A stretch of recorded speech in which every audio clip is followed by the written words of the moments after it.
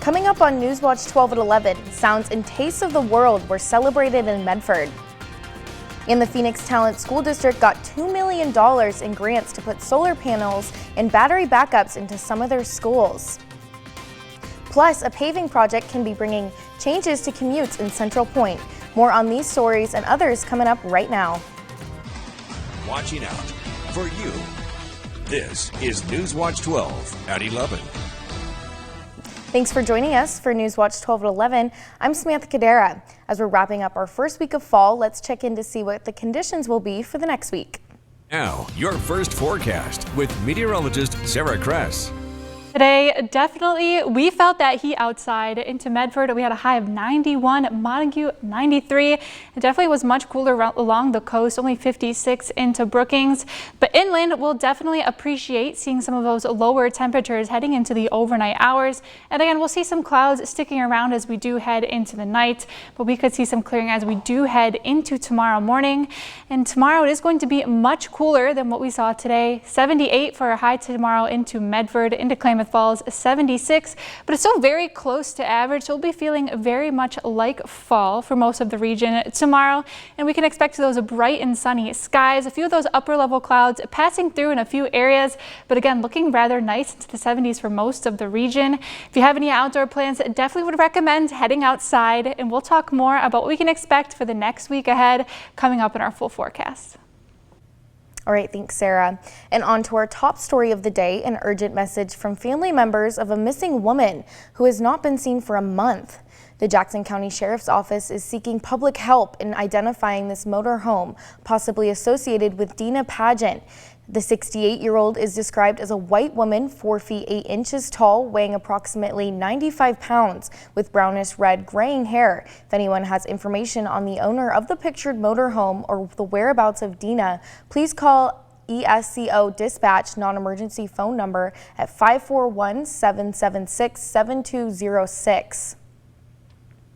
A Klamath Falls resident has died in a house fire. The incident occurred early Friday morning on Applegate Avenue. Good Samaritan spotted smoke and flames and called 911 around 3:30 a.m., attempting to enter the home but was unable to do so. When firefighters arrived, they found heavy smoke and flames pouring from the windows. Firefighters entered the residence and discovered an unnamed victim who had succumbed to the heat and smoke. The cause of the fire is under investigation, and authorities have been notified the family of the victim.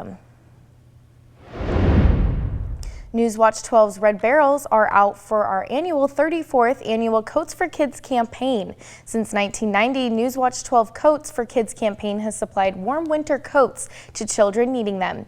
Those coats come from your donations of new and gently used children's coats at one of our red donation barrels. You can find our donation barrel locations across Jackson and Josephine and Klamath counties listed online at kdrv.com. Your donations that have provided 150,000 coats since 1990 to children in Southern Oregon. And we want to thank you for making this campaign so successful over the last 30 plus years we've been running it. We couldn't do any of this without the help from our partners and the gracious donations that you provide. We'll speak more about our campaign and other stories for the weekend coming up in Newswatch 12.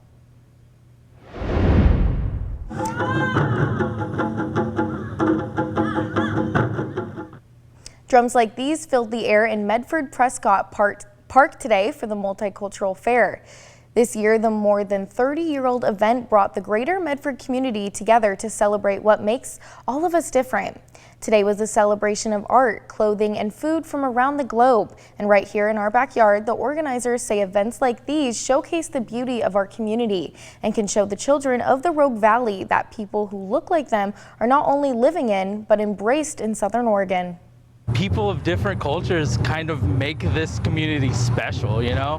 Like if it was just one thing, it would be kind of boring, but to have and share cultures and, you know, identities and everything is just such a, it makes this city fun and enjoyable. People were able to grab bites from around the world, and local vendors appreciated their food and cultures being embraced. If you missed out on the multicultural fair today, they say not to worry. With it being a staple here in Southern Oregon, just make sure to mark the last Saturday of September 2025 on your calendars for another day to remember.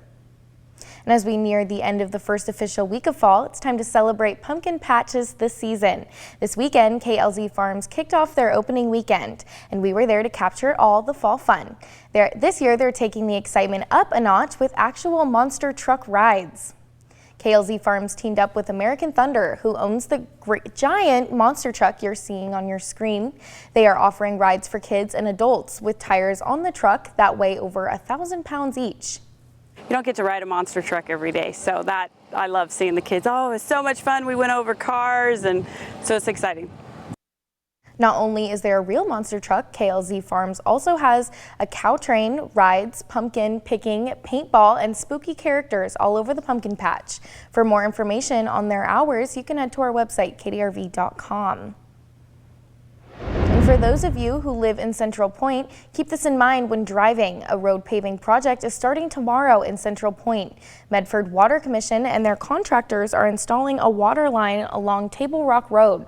Nighttime paving will be taking place between Vilas Road and Tuville Park near the Rogue River. The project begins on Sunday, September 29th, and will last for 2 to 3 nights from 5 p.m. to 5 a.m.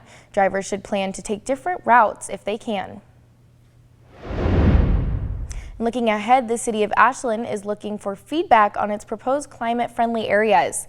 In 2022, Oregon passed legislation requiring all cities to identify and red zone climate-friendly areas that can accommodate 30% of the future population. If you want to let the city know what you think, you can take a survey. The link to the survey is on our website, kdrv.com. Phoenix Talent School District announced some improvements that will be coming to a couple of their schools, receiving $2 million in grant funds for solar panels and battery backup units. What you're looking at right now are solar panels already in place on top of Phoenix High, but with this grant funding, solar panels and battery backups will soon be coming to Talent Elementary and middle schools. They say with Talent Middle being a designated evacuation point, this can power areas that the school will need in case of an emergency, keeping power in the case of an outage for 3 days in the winter and up to a month in the summertime. They anticipate the projects to both be finished by the end of the upcoming summer. And the Talent Harvest Festival run is just a week away. Participants can choose between a 5K and a 10K. The 5K offers a scenic out and a back route, while the 10K challenges runners with hills and stunning views, escorted by Talent police officers at the start. Registration fees are $15 for SOR members and $20 for non-members. For the 5K, with the 10K at $20 and $25 respectively. Youth under 18 run free. Early registration ends Friday, October 4th, with packet pickup on race day from 7 to 7:50 a.m. First place finishers in the 10K will receive a $100 cash prize.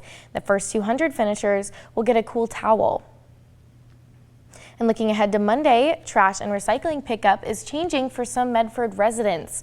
Rogue Disposal says residents should receive a letter in the mail to let you know when your new pickup dates are. Not everyone's trash day is changing, but most are. The same letter will also show you exactly when the last pickup day on your old schedule will be and when the new schedule takes effect. And tomorrow, Siskiyou County Public Health is hosting their 3rd annual Tule Lake Community Wellness Fair. The event will offer free health and wellness screenings, free wellness resources, information on community programs, vaccinations, and more. It'll take place at Veterans Park in Tule Lake from 10 o'clock tomorrow morning to 2 in the afternoon.